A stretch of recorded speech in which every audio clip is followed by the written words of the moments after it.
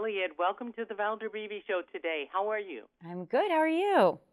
I got a great start to Monday, and it just got better because you and I get to talk about statins. All right. I would love to know what statins really are for my audience because, we buy these things or we take these things, and we don't really know what they are. Yes. So super important. Statins are the first line to help us lower cholesterol, aside from like changing our diet and exercising, right? And so there's a class of medications very effective for reducing our risk of heart disease. And I believe it's 90 million Americans, 1 in 3 Americans today are on a statin. That number's pretty high. I saw that in my notes. Why are we taking so many statins? Can you give us just a clue on that, doctor? Yeah, so the truth of the matter is that heart disease is the #1 killer of Americans. It has been year after year after year. One person dies every 34 seconds from heart disease or heart disease related risk.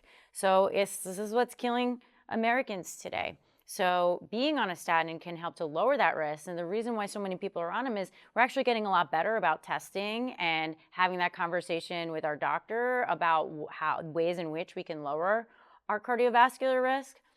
And being on a statin is one of them. It's a really important and effective medication.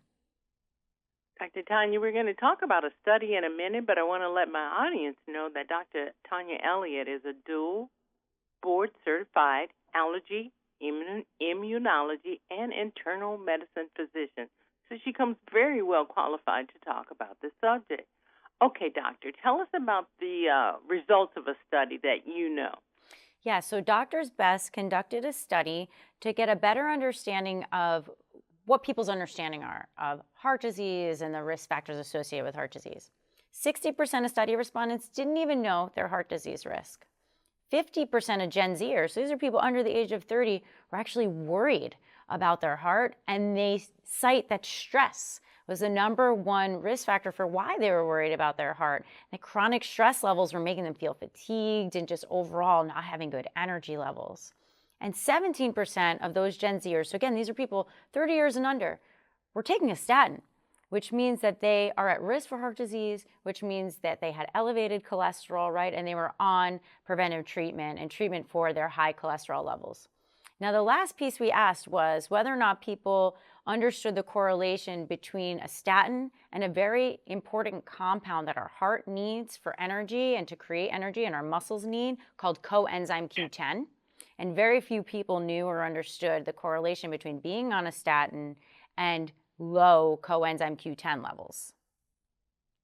Okay, we're going to get back to coenzyme Q10, but I'm going to ask you a question. I'm going to take this question from Facebook. They want to know, other than taking a statin, is there any way to lower heart disease risk? Yes, and that's a really important question. I always like to tell people, like, the first line shouldn't be a medication, right? The first line is, how can we address modifiable risk factors, right? Something we can do something about. So not smoking, for sure. No alcohol is another one, right? Smoking and alcohol are two things that they're tough to quit, but my gosh, they can really help with your heart, right? Cutting those things out of your diet. The third thing is more whole foods, right? Avoiding ultra-processed foods, which means that when you look at the back of an ingredient label and there's a bunch of words there that you can't pronounce, that's an ultra-processed food, throw it away. Also, if the food looks very different from what it looks like naturally, right? A potato, and then you're eating a potato chip and it looks very different from what it looks like naturally, that's an ultra-processed food. So understanding how to read labels, avoiding ultra-processed foods is another one. And then exercise, and specifically strength training, cardiovascular exercise, right, can actually increase the good cholesterol, the protective cholesterol, even better than any medication can. So by addressing those modifiable risk factors, you can reverse heart disease risk without being on medications, which I love. Tell me a little bit more about how important CoQ10 is to heart health. So coenzyme Q10 is a compound that is found in our muscles, and it's essential for our muscles to produce energy and to function. And the heart is where the highest concentration of coenzyme Q10 is. Lots of people don't realize that your heart is a muscle, right? It's pumping and it needs to be strong, so it needs that coenzyme Q10. And then coenzyme Q10 is also present in other muscles in the body. And while statins are great, they're super helpful medications to lower cholesterol, they also inadvertently lower coenzyme Q10 levels. And finally, I have one from Facebook. The poster said that they love walking. They do a lot of walking, and it seems like it has added to their heart health. Is that true? 100%.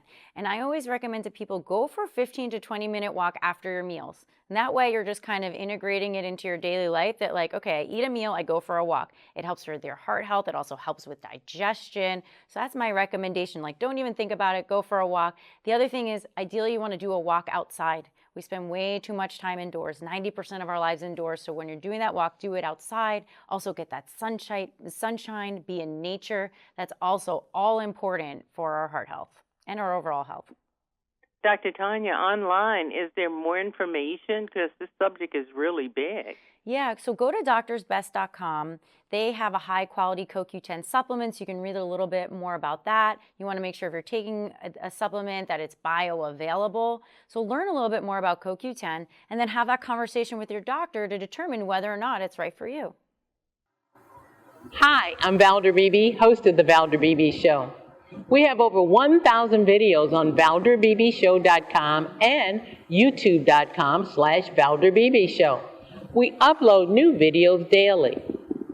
Our site is a modern baby boomer platform with news and information important to boomers. Subscribe to YouTube.com/Valder Beebe Show and stay connected as I interview the world's most fascinating people.